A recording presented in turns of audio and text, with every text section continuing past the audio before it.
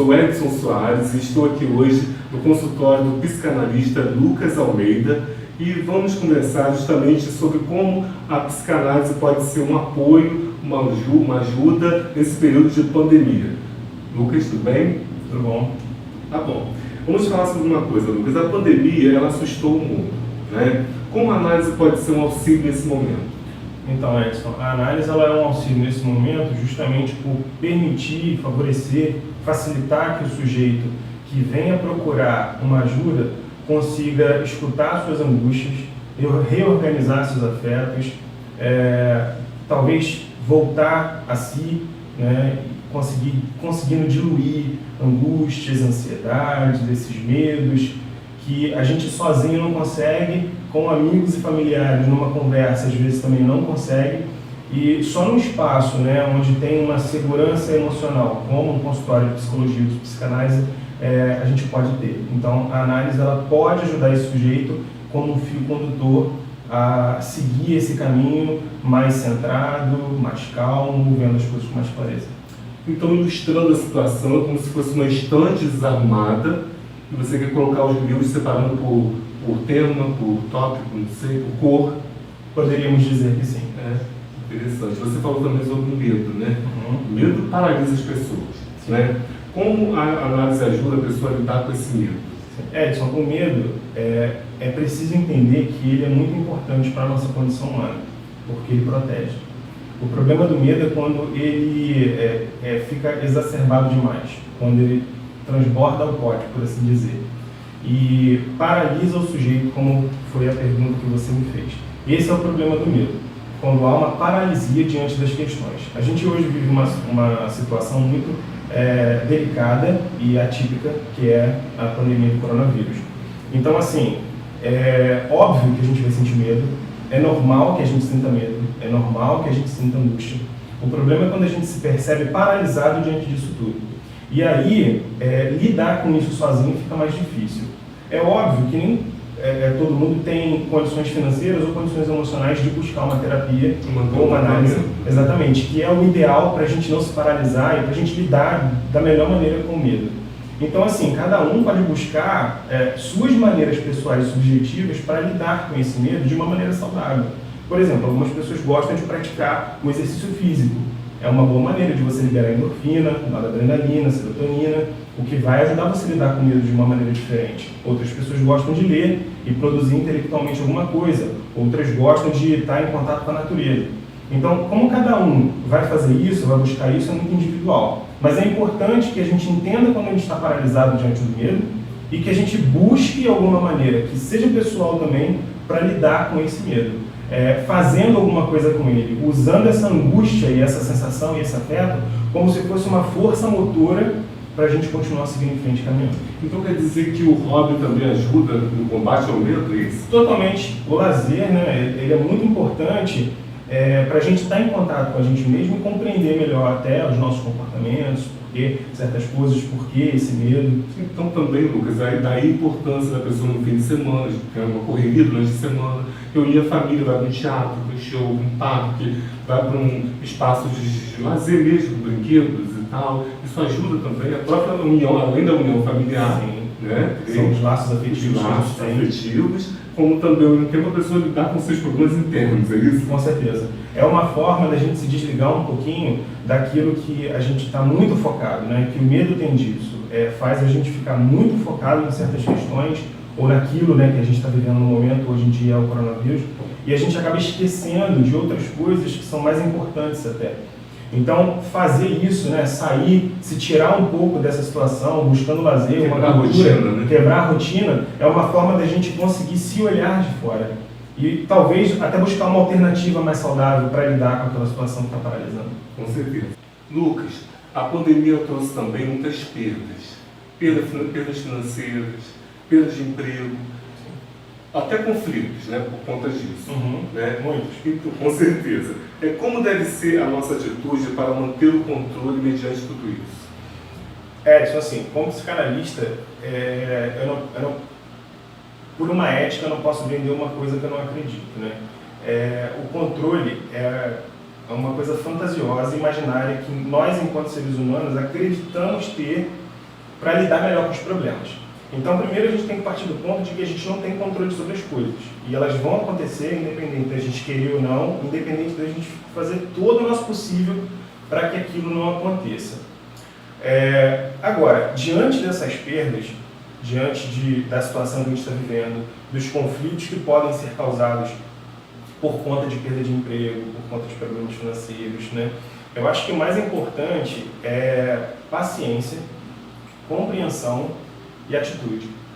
Paciência, porque é extremamente necessário a gente aguardar também o tempo das coisas. Aguardar o nosso tempo de digerir as coisas. E o nosso tempo de viver um luto que a gente tem das perdas que acontecem na nossa vida. A compreensão é extremamente importante porque quando a gente vê o outro passando por uma coisa ruim, por uma situação ruim, por exemplo, nosso cônjuge, um amigo, um irmão, um pai, uma mãe, a gente precisa entender que aquilo que aconteceu, o que está acontecendo atualmente, não é controle dele, não está no controle dele, como poderia ter acontecido com qualquer outra pessoa. Então a gente precisa se colocar no lugar do outro e entender que o outro também tem um tempo para aprender a lidar com essas situações. E a atitude, Edson, eu acho importante, pode até parecer contraditório, né, com a paciência e a atitude, mas a gente também não pode ficar paralisado e se colocando no lugar de vítima, de vitimismo, de que tudo de ruim acontece comigo e eu não sirvo para nada, o mais injustiçado. Então, esse lugar não é exatamente um lugar que vai te levar para lugar nenhum, ou que vai te fazer conseguir se mover e sair para uma outra posição. Então, a atitude é importante você entender que tem um tempo para você digerir, tem um tempo para você elaborar toda essa questão, para você elaborar todo esse afeto, mas você também precisa tomar uma atitude, uma postura diante desse sentimento que a gente tem. Se a gente permitir, a gente fica paralisado mesmo. Claro. Você citou uma coisa aí, Lucas, ligada à compreensão. Né? Compreensão consigo mesmo e com a situação em si. E com o outro. Com o outro também. Sim. A gente precisa entender, Edson, que a gente está vivendo um momento que politicamente está muito conturbado, que economicamente está muito difícil e que, numa questão geral de saúde, a gente está muito fragilizado. Né? A gente ainda está vivendo uma pandemia que as pessoas entraram num negacionismo muito grande e parecem que voltaram à vida normal como se nada tivesse acontecido, mas a gente ainda está perdendo 800 pessoas por dia. Né? Então a gente precisa também compreender que é um momento delicado e que se acontecerem perdas, por exemplo, de emprego, legal, paciência, mas esse tempo vai passar, esse momento vai passar e a gente pode dar um jeito depois disso. Isso que eu ia falar com você. É um momento, não significa uma eternidade. Exatamente. Agora, toda essa questão justamente da ansiedade, deixa a pessoa enxergar que daqui a pouquinho essa fase vai passar, esse momento vai passar e a vida, vamos viver um novo capítulo. Perfeitamente. E é exatamente esse negacionismo que a gente está vivendo que vai impossibilitar esse passo à frente. Como a título de exemplo, se a gente for para fora do Brasil e ver que os países na Europa estão entrando de novo num bloqueio social, estão fechando as fronteiras nessa segunda onda, e assim, eu não sei nem se a gente pode dizer que o Brasil vai passar por uma segunda onda, porque a gente está vivendo a primeira ainda, sabe? É uma primeira ainda bem esticada. Mas já estamos sofrendo antecipadamente. Exatamente. Então assim, a gente precisa entender também que é um momento delicado, as coisas estão acontecendo ainda, a gente não pode negar isso, e a gente precisa agir diante disso. Então quer dizer que a análise ajudaria muitas pessoas até entender essa questão toda mundial, né? Eu acredito que sim, Edson. Eu acredito que a análise, dentro da psicanálise, ela pode nos dar algumas ferramentas de compreensão da cultura e da sociedade em si. E não entrar nesse lugar de conforto que as pessoas entram às vezes, que é a zona de conforto, e não negar também o que está acontecendo diante da sociedade e na nossa vida no geral. Com certeza. Lucas, me diz uma coisa.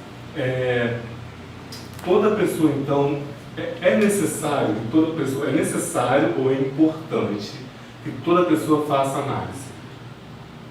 Sou suspeito para falar, porque eu vou dizer para você que eu acredito que todos deveriam fazer.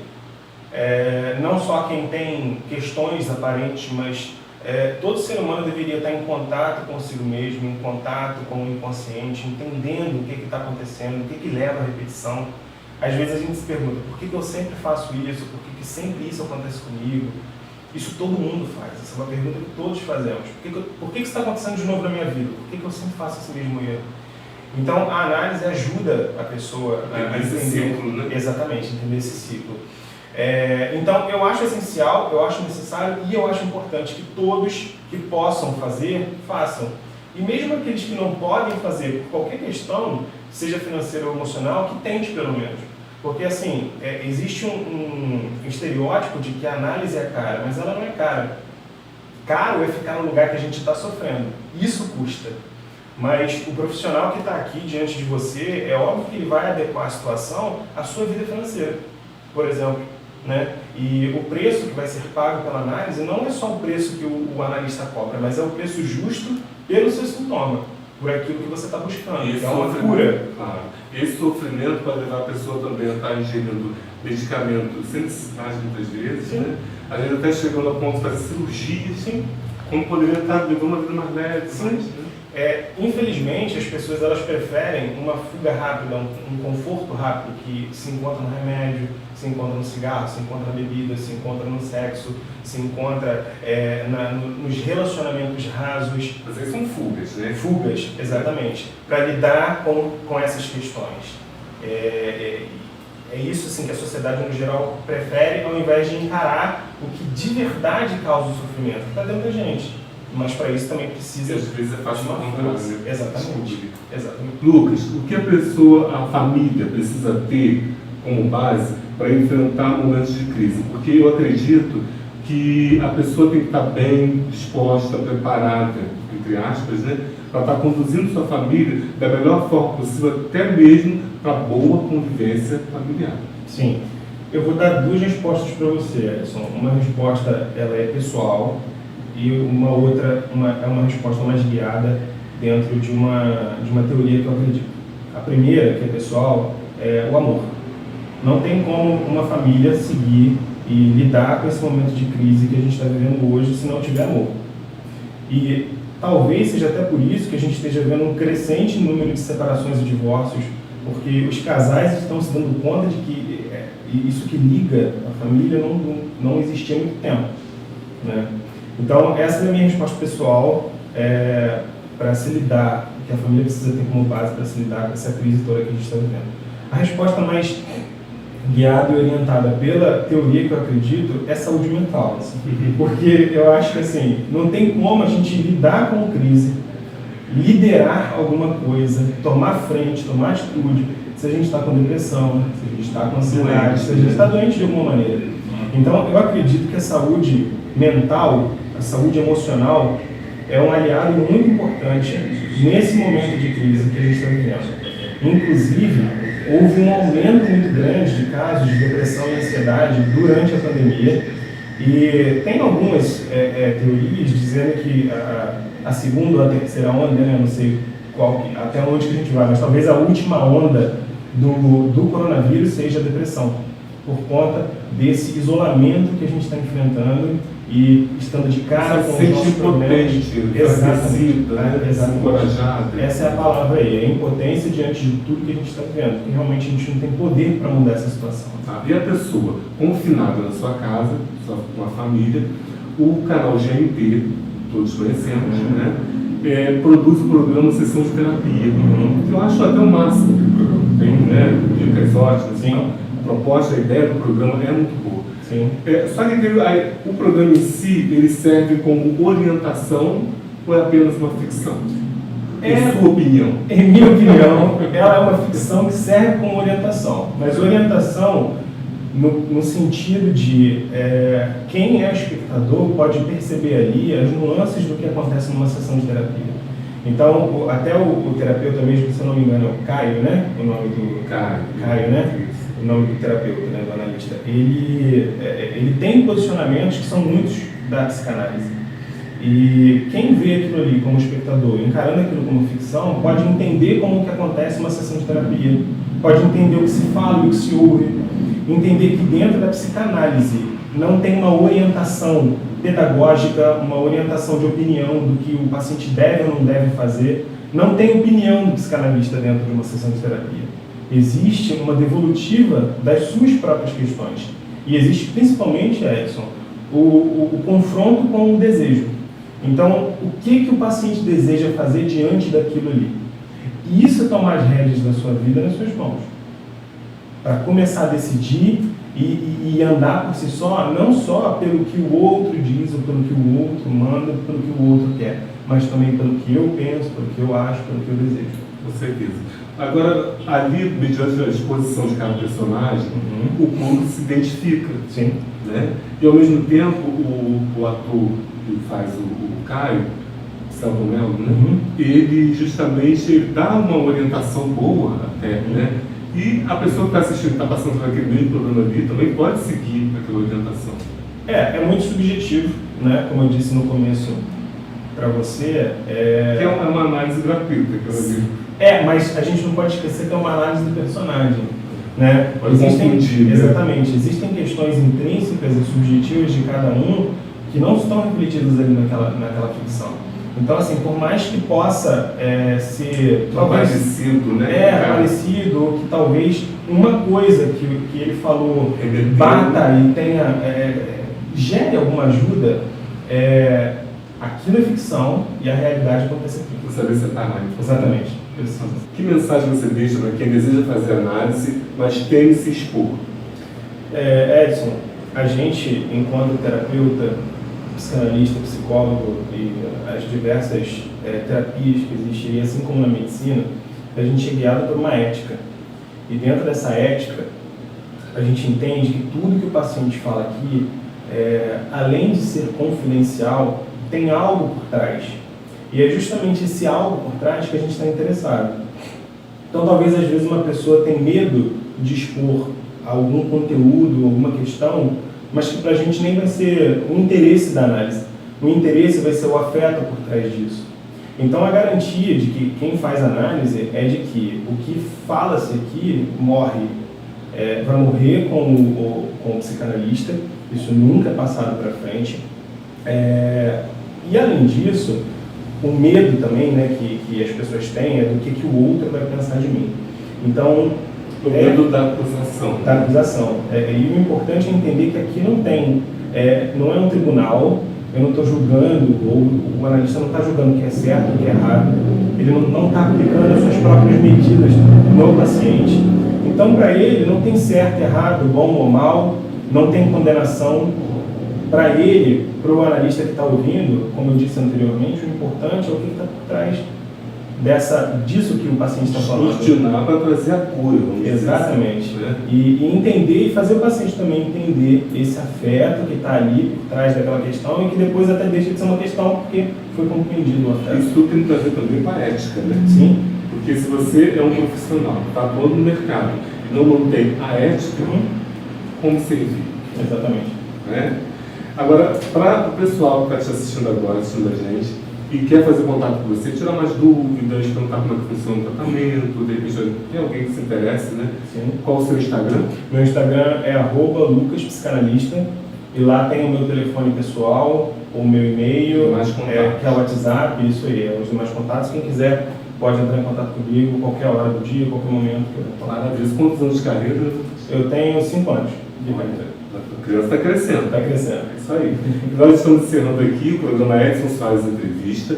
Hoje eu conversei com o psicanalista Lucas Almeida e foi um bate-papo muito interessante. Você pode continuar assistindo a programação da Interior TV e também me acompanhar no Instagram, tá bom?